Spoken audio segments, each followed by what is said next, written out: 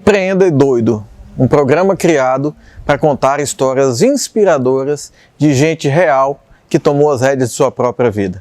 Empreender é enxergar no caos uma oportunidade. E doido é quem topa esse desafio. Como em toda atividade empreendedora, a vida também é feita de ciclos. E chegou a hora da gente se despedir da TV Nova. Agradecer demais, dizer que nós somos muito felizes aqui e que a gente é grato para sempre por tudo que vivemos. O Empreender Doido continua no YouTube, vai lá e digita Empreender Doido, se inscreve, clica no sininho para seguir a gente. E a gente também está no Instagram, @empreendedoido_oficial. Ele tinha tudo que todo mundo imaginava ser o ápice de uma carreira, executivo de uma grande empresa, fazendo o que sempre fez e o que sempre gostava. Até que resolveu chutar o pau da barraca e começar a empreender em vários negócios, porque aquilo sim o motivava e fazia os seus olhos brilhar. O papo de hoje é com Fernando Furtado Neto, uma fera naquilo que faz, não perde. Meu amigo, garoto, meu obrigado, amigo, meu irmão. Bicho. Obrigado mesmo. Eu que agradeço. Daquela época, que eu me lembro demais daquela casa lá em Piedade, das referências de tio Hamilton e tia Solange, o que você traz? Rapaz, eu trago uma saudade grande, assim, de uma infância. Eu posso dizer que eu tive uma infância muito feliz, porque a gente tinha muita liberdade, né? Naquela época, você morava em casa também. Na frente da tua casa também tinha um campinho de futebol. Então, a gente, meu pai sempre foi empreendedor, né? E ele sempre, assim, a gente via, né, as coisas que ele fazia, e ele e os irmãos, então eram coisas que ampliavam ainda a nossa visão de mundo, mas a gente não deixava de brincar, não deixava de se divertir. Verdade. De levar a vida com leveza, né, de valorizar os amigos, né? A gente tem excelentes recordações aí da gente andando de lancha, né, aquelas aventuras com teu pai, com o Penedo. Vomitando muito, ficando atolado, porque tava todo mundo bêbado dirigindo a lancha. Exatamente. Naquela época podia, né? Exatamente. Uma vez a gente voltou, a lancha foi, todo mundo foi pescar, a gente foi lá pequenininho. Isso. E aí a gente enjoou tanto e voltou. Tu tava voltou por conta da gente. Uma de Maria Farinha que tio Hélio parou no banco de areia. Rapaz, ali, imaginem, 8 horas da noite, num domingo, a gente, não existia celular na época. Nada. Então, fui eu, meu pai, o pai de Leandro, o pai de 2 amigos nossos. Exatamente. Né? Ou seja, 4 meninas, Isso. 3 adultos. A lancha não era uma lancha grande, mas meu pai era muito aventureiro e gostava dessas coisas. Papai né? também adorava pescar. E aí, a gente voltando da Coroa do Avião, indo para o Cabanga de Maria Farinha. Foi. A lancha parou no banco de areia. Foi. E a gente desceu para empurrar a lancha. E papai sumiu e não respondia, e achei que ele tivesse sido engolido por um tubarão ou por uma baleia. São lembranças que a gente não esquece nunca. E o que é legal, cara, assim, às vezes a gente passa anos sem se ver. E eu gosto muito de dizer isso. Bom da amizade é que ela é sem frescura, né? É uma amizade que você não precisa estar do lado, não precisa estar cobrando. Se vê, se abraça, se beija. Exatamente. Eu digo que a verdadeira amizade é aquela quando a gente, depois de muito tempo sem ver o amigo, quando a gente volta, a conversa continua onde estava. Porque a essência ficou, né, bicho? Exatamente. Vamos lá, aí eu lembro demais, papai era gerente de banco, né? Eu levava uma vida tranquila, mas uma vida de empregado. E eu lembro que seu pai e seus tios já empreendiam. Era trator, era caminhão? Na época, meu pai é engenheiro, né? Engenheiro civil. Então, ele tinha sido, antes, professor de matemática da escola técnica. Ele foi do exército também, lá atrás também. Mas ele sempre quis empreender. Foi me mostrando um mundo aí de aventura, né? É besteira eu dizer que você nunca quis participar disso? Cara, eu pensei em fazer engenharia um período, né? Mas eu me encantei pela economia.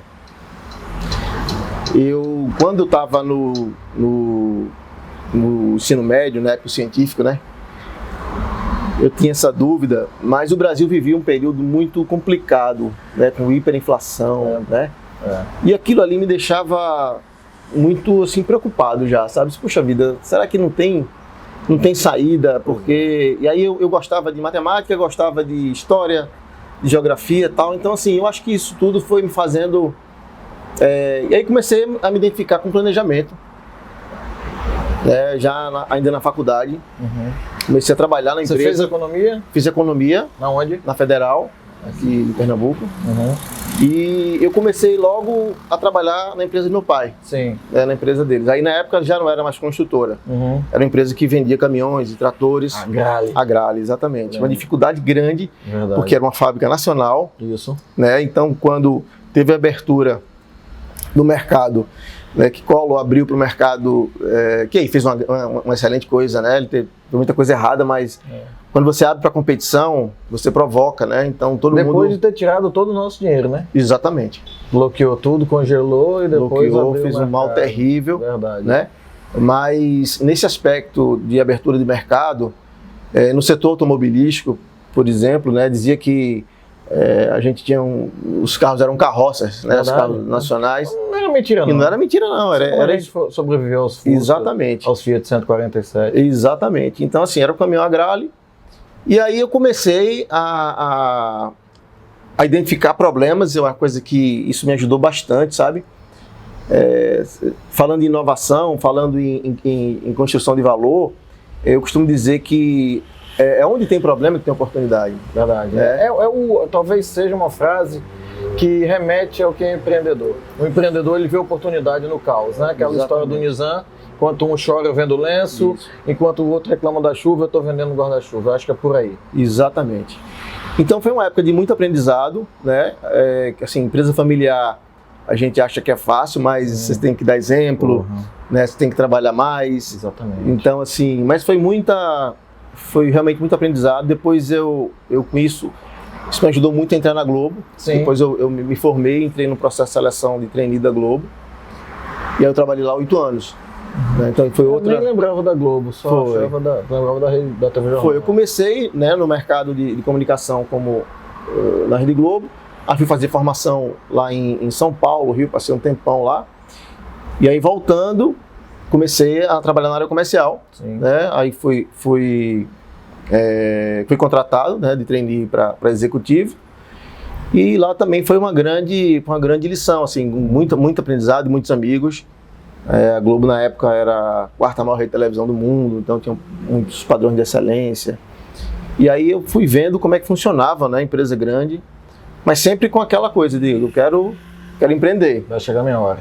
Exatamente. Hoje, falar em trainee virando executivo é ridículo, né? É impossível hoje. Naquela época a gente ainda contemplava um talento, né? Alguém fora da curva que pudesse. Hoje o cara tem que passar por N processos. O processo de seleção sempre foi muito rigoroso. Naquela época foi muito rigoroso também, sabe? Veio a equipe do Rio. Foram 7 trainees no Brasil, um do Nordeste, eu e mais 3 de São Paulo, que é o mercado, né? Um de Brasília, um de Belo Horizonte. E aí teve esse processo de seleção, foram 4 etapas. E hoje é muito difícil também. Continua muito difícil. Né? A gente vê histórias aí, né? Tem até um cara que eu tenho muita vontade de conversar. Esse cara era aquele Posso Ajudar do Bradesco. Hoje ele é um mega investidor, mora em Florianópolis, dono de academias. E aí... Mas eu não sei, cara. A impressão que eu tenho é que hoje as oportunidades não são tão disponíveis feito era na época da gente, né? De o cara crescer dentro de uma empresa. Até porque hoje as oportunidades de mercado e as empresas muito fechadas é uma impressão que eu tenho. Veja, eu estava semana passada em São Paulo, eu tive a oportunidade de conhecer o Mercado Livre, né? Dando um exemplo disso, eu participei de uma reunião que tinha uma executiva sênior, né, comandando a área comercial de determinado segmento do Mercado Livre, e tinham 2 meninas, literalmente 2 meninas assim, muito jovens, e me surpreendeu a qualificação, assim, a desenvoltura delas, sabe? O nível de conhecimento aprofundado do negócio, a maturidade para... Então, assim, hoje eu percebo que é difícil, né, eu entrar numa grande corporação assim, mas cada vez mais eu percebo que estão chegando no mercado ferramentas de qualificação. Concordo. Que permitem que você tenha esse nível de amadurecimento acelerado. E talvez seja uma nova geração, né? Uma nova formação que essa galera tem. É uma nova formação, é um pessoal que eles aprendem de uma maneira diferente. eles aprendem muito menos com profundidade, né? Eles são muito fazedores, muito ansiosos para querer fazer as coisas rapidamente. Isso é uma coisa muito boa, Verdade. né? Porque você aprende fazendo, aprende testando. E hoje em dia as coisas estão muito mais fáceis, no sentido de muita gente acha que está mais difícil, mas hoje informação está disponível. Daqui a pouco a gente volta com Fernando Furtado Neto.